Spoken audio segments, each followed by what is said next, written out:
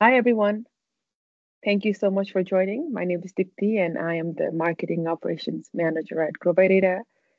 In today's fast changing digital world, staying ahead of requires more than just tracking Google ranking. Today, you'll learn from a search expert on how to uncover untapped opportunities on Google, stay ahead of competitors with real time tracking, and protect your brand reputation. We'll have a Q&A session in the last 10 minutes. So feel free to drop in any question in the chat. The chat box will remain open. Now, without further ado, let's welcome Andy Comack. Take it away, Andy. Thank you, Deepti. Really appreciate that. I'm looking forward to this webinar, everyone. Thank you for attending. Let me just get this started. Okay. So welcome to our webinar on creative uses of search intelligence. I'm Andy Comack. I'm the Vice President of Client Success here at GrowByData. I love search marketing. I've been involved in it since 1999. Back then, it was a lot of fun. You would just try and stuff keywords into meta titles and get 8 or 9 spots on a search on Yahoo. We're obviously in a very different world these days. And so actually, before we dive in, I just wanted to mention after this, feel free to reach out to us to Deepti. And for qualified companies, we're more than happy to give you a free search opportunity audit. We'll just take some keywords, we'll give you a half hour on the phone and give you a summary report. Okay, our agenda today, very quick intro to GrowByData. We'll just quickly define what search intelligence is to put some context around this. And then we'll talk about 3 unconventional use cases. 1 second. I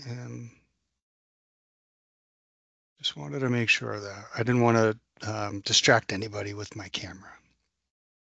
Okay. So back.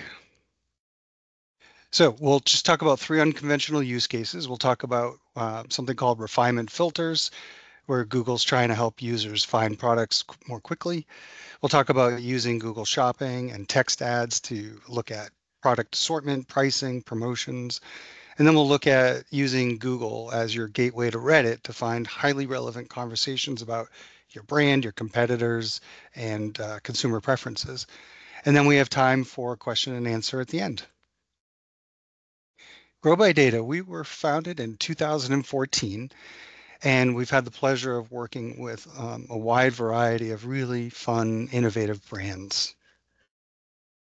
At our core, we offer competitive intelligence and market intelligence. 2 of the pillars are search intelligence and competitive price intelligence. On the competitive price intelligence side, that's looking at specific products and identifying the price points, even if it's, let's say, one brand of running shoes versus somebody else's brand, you want to know comparable pricing. But what we're talking about today is search intelligence, and search actually could be, it's not just Google or Bing, or even the new AI chat engines, Search GPT and Perplexity. A search can also be conducted on Amazon, Walmart, Target, any website. And as long as the information is available, we can give you insights.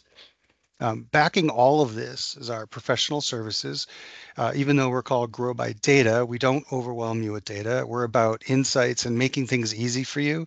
We know that you're busy. You might not have time to do all of the analysis, or you might want something specific delivered. And in that vein, we can create all kinds of custom reports for you. We have a fantastic set of solutions that are out of the box, but clients consistently ask us for things that they can't get elsewhere, and we're more than happy to accommodate. Okay, let's talk about search intelligence. So the Google landscape is as cluttered as it's ever been, more cluttered. And but there's a lot of valuable information in there, and you want to be able to pull out insights that will help you be more competitive, help with performance, understand the landscape your competitors are occupying. And so what we want to do is make sense out of all of this information. So anything on a search engine results page, this part here, anything here that's in the code can be extracted and turned into valuable insights. So you might want to find out what do searchers see, like what are they actually seeing on average over a particular period of time? How's my brand being represented? What are my competitors doing? You can diagnose performance issues. Let's say that last week my shopping sales were soft. We can go in and help you diagnose why that was. And then what are my opportunities to take share of voice or share of search from my competitors? So let's dive into this first use case. I actually like this one a lot. This was, I love that we added this to our product suite. So Google is trying to help people find product faster, right? And so the way they've done this, and they started to kind of mirror some of the Amazon experience where you can refine results here on the left. So there's two different places. We call these, and Google calls these, refinement bubbles. And then you've got the left rail refinement filter. All right, so there's two pieces. Let's just quickly show how that works in action. Okay, so let's say that you're looking for reclining sofas, and you know I want a leather sofa. I could have just searched for leather, but in this example, we're imagining that the consumer just started with a basic core keyword. And then we know, oh, I want gray. I want a gray leather reclining sofa. So we started out with reclining sofas as our keyword or as the search. And now you've got a couple other pieces. But let's say I also want something that's really large, right? So now what Google has helped me do is refine my search. And as a brand and a seller, you want to make sure that you have an understanding of what this might look like on average for customers so that you can be there for shopping and organic results.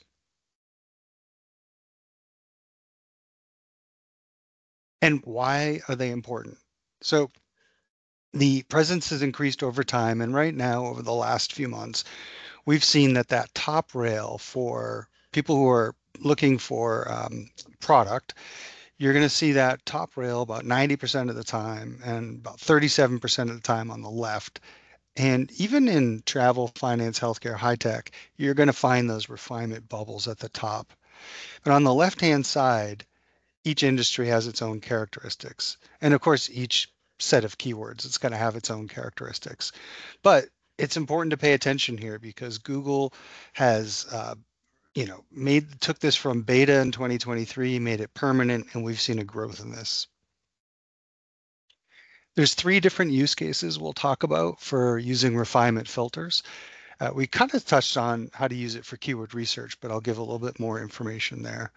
And then once you've identified really common keywords or the most common combinations of these long tail, you can then start thinking about improving your website experience and optimizing product landing pages, product detail pages, content like FAQs and blogs. And then you can use this same intelligence to improve your shopping performance by having more relevant ad titles and descriptions, which is going to get you a higher click-through rate, more relevance, and a lower cost to run those ads. So when you look at reporting, imagine that you're at home and you're looking for baby wipes.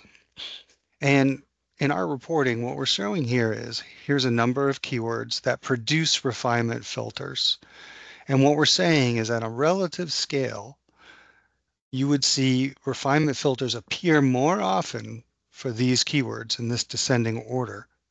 And at the same time, we're telling you by keyword, not only what the relative scale is, but how many different pieces of information or values are in there.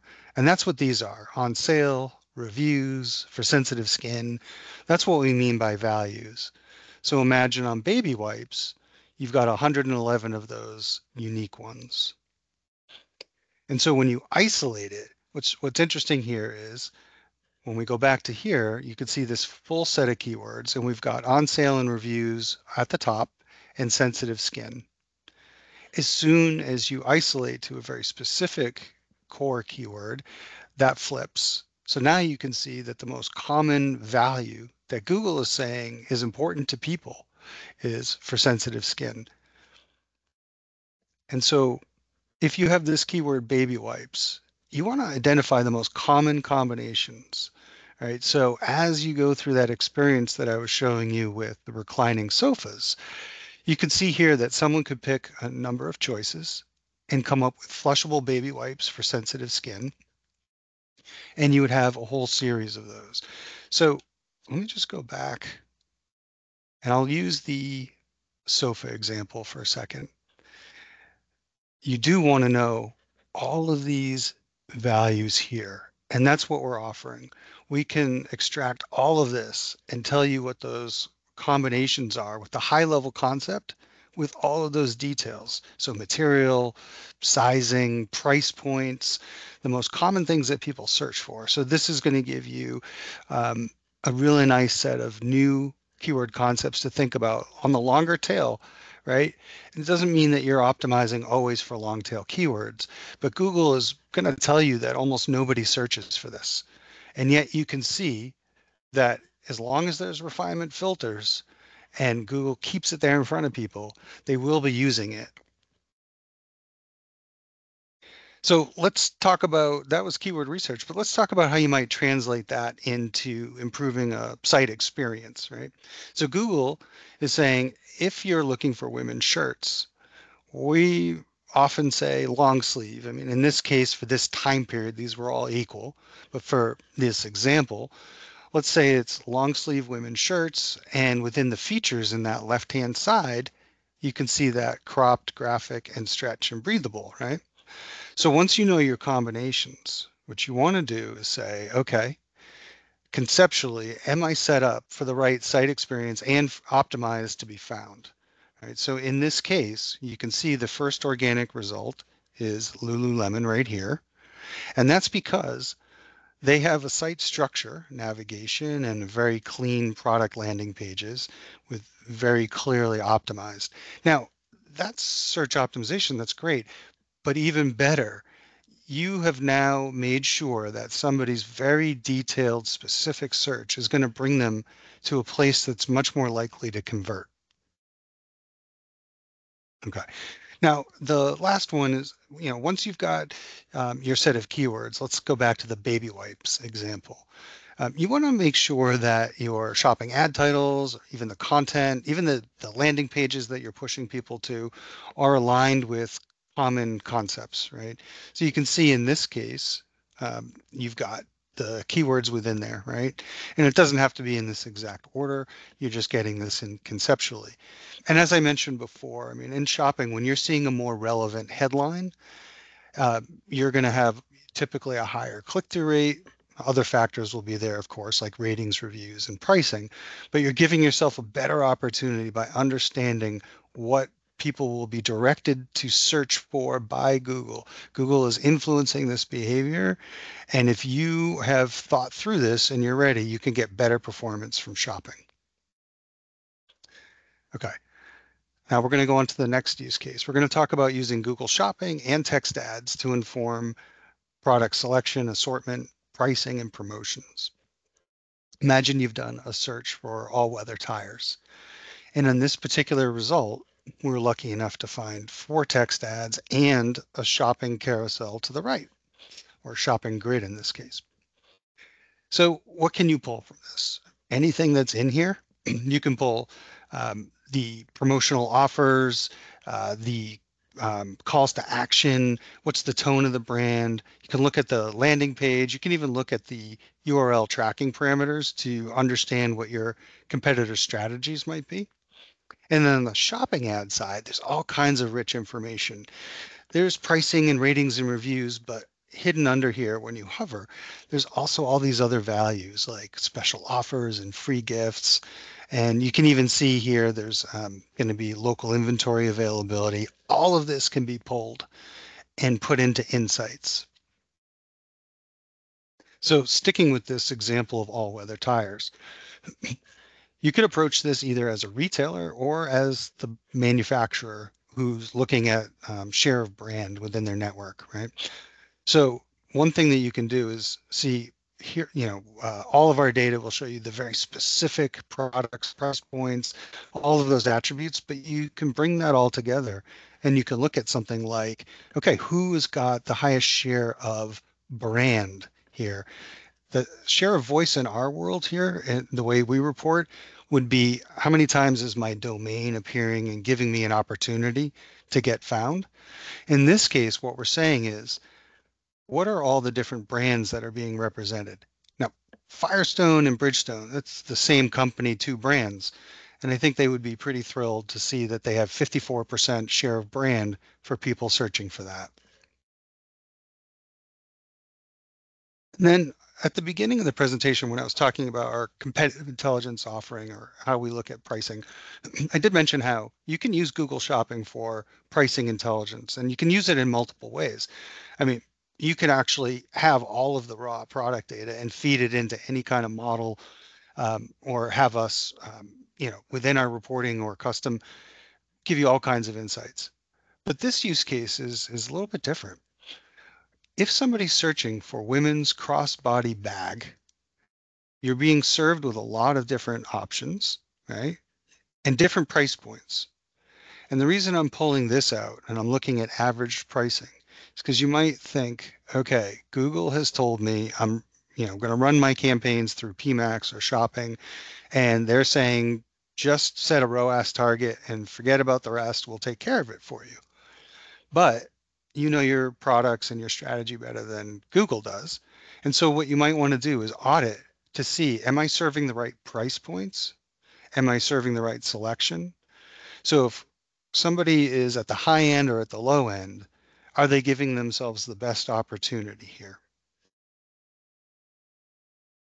And then going even deeper into what I was talking about, when you can even see here, this is visible. Bloomingdale's is offering a free gift with $300 or more in a purchase, right? And then when we pull that into reports, we can tell you by advertiser if they're offering free gifts, if it's on sale, what special offers there are. We'll give you the actual details, and you can roll this up into a promotional strategy, that's competitive, right? And then last, on using ads for promotions, there's going to be a sea of text ads, and you're trying to wade through it all. Um, One of the great use cases is being able to take ad copy and destination URLs and pull this all together. And we have a methodology where we'll work with a client and we'll say, okay, when we look at all the ad copy, can we bucket these strategies by call to action, credibility, promotional, or pricing? And so credibility might be official website of, and promotional might be $200 off or on sale. Call to action might be sign up. So there's different strategies, and we'll be able to tell you how to look at your competitors by bucket. And then here's all of the details. So um, if you're one of these that's not matching up, and in this particular example, we have a lot of Bank of America, and Chase has got the same offer. But you can imagine, I mean, we will find tens and tens and tens of thousands of these text ad records that we can analyze and work with you to analyze. Okay, a last use case, and this one's pretty fun as well. Using Google as a gateway to get into Reddit to find relevant conversations and make something meaningful out of that. And why is this important? Well, last year, Google and Reddit inked an agreement where Reddit was getting paid to give Google its data for training its large language models, its AI models. And so there's a financial incentive between them. And then this is where conversations are happening in free form. It's even more important when you understand that that partnership has increased Reddit.com's presence in Google search results over the course of the past year pretty dramatically. It's tripled. And from one year to the next, the above the fold visibility in retail went from 6.7 to 8.4. So what we're saying is more Reddit results, more chances to find it above the fold. And if you go beyond retail and you look at high tech, finance, travel, the above the fold visibility of Reddit results is even higher. So you just have to take this seriously. One little anecdote, and I did a LinkedIn post about this, but I think it was last week or the week before, Reddit had an earnings call for Wall Street and they missed their numbers for what they had projected for monthly active users. I think they were like 3 or 4 million users short. And they, in the earnings call, they blamed Google's algorithm for that shortfall. And what's interesting is it's actually probably true. It's not in this graph, but what I posted on LinkedIn shows that in August and September of this past year, they're above the fold visibility. Reddit's above the fold visibility dipped. And so actually, Google probably did affect their financial performance. Um, but still, this is very, very important because users are finding more and more Reddit results. And even people will search for like your brand name plus the word Reddit, and you want to know where they're pointing people, right? So you want to understand what keywords are generating results. So in this example of a report, we'd say hiking boots has got 556 times that we found a reddit.com result. And so you look at the scale and you say, okay, hiking boots, when people search for that, we're going to find a lot of Reddit and where in Reddit. So these are the subreddits, the hiking, subreddit all the way down to geology or hiking with kids. So when you understand which communities, and then you figure out the exact URLs, right? So you can go in and look at those conversations. And one thing that you can do with this as an advanced use case is once you understand which URLs on Reddit have relevant conversations, we can pull that information into an AI model that's distilling that into brand sentiment, product quality, pricing, anything, right? We can answer very complex questions, and Reddit is becoming increasingly important. That covers the three use cases. And what we're going to do now is have some Q&A. And I'm sure I went faster than maybe some people, you know, in terms of absorbing it. So feel free to ask questions and also can follow up after this presentation. Deepti, do we have questions? Yeah, right. Thank you so much, Andy, for the wonderful session. I hope everybody found it very insightful. The first question I have here is from Harry Scott. He's asking, can you explain the difference between the refinement bubbles and the filters on the left side, and Mhm. how are they used by searchers? All right, perfect. So these bubbles have been around longer than the left side, a lot longer. I think 2019, if I remember correctly. And so what Google's saying is, here's your high level concept, right? These are very common searches related to reclining sofas. But what they're doing here on the left-hand side is giving so much more rich information. And look at all of these things. If you are a furniture company and you want to understand how is Google trying to push people, which kind of patterns are they saying are, you know, have you optimized for Drake hole with all these other combinations? So, and this will all change too, right? That's the other thing is one thing plays off of the other.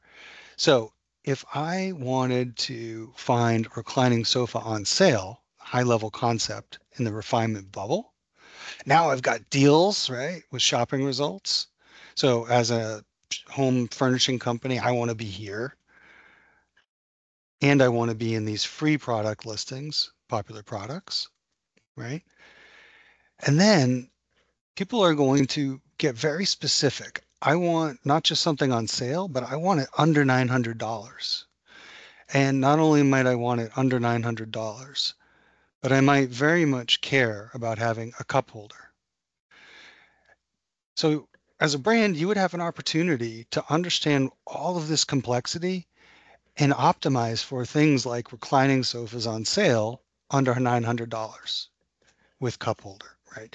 It doesn't mean that this is that you're going to spend a lot of time optimizing each individual long tail keyword, but you put them in groups and clusters and you make sure that you have the right experience for users. I hope that helps. And I'm always happy to answer questions one-on-one as well.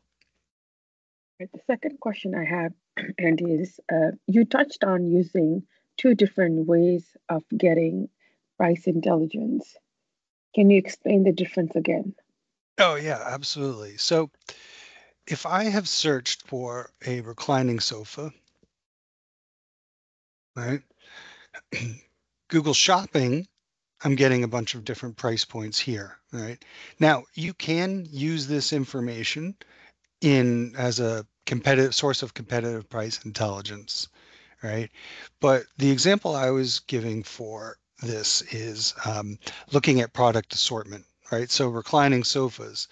If I'm Cardinal Power, do I think that I'm in the best position here?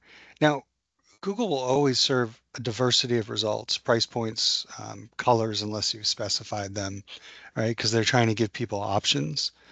But when you understand price points and assortment that is being served, you can work to try and get a more relevant result in there. Now, on the flip side, imagine that I'm selling this couch, right? I'm a retailer. I've got this in my store. I want to know the exact price that other people are selling it for. We can get this data from Google Shopping, we can get it from somebody's website, we can get it from Amazon, wherever. And what the difference here is you want to be exact. I want to match the exact product with each other because that's going to give you the power to make pricing decisions, right? Or on the other side, what if you have a sofa that is similar, but it's very similar, but it's not exact. It's not the same SKU. It's not the same retailer selling to. I might be a manufacturer of this three-seat sofa, and I want to compare my pricing to similar products. That's called a comparable match. So they're just different. It's like the level of detail, getting down to the SKU level with competitive price intelligence, and using search data is usually better for just getting a general feel for the competitive landscape. Thank you so much, Andy. I think we have room for one more. Is it okay? One more question, or Oh, we yeah, can? of course, Yeah, okay. please. Um, could you talk a bit about how to use refinement filters for keyword research? Okay. So the trick here is um, as you start to move through these, right? So let's say we've got a design here. We've got sectional, love seat, and conventional, right?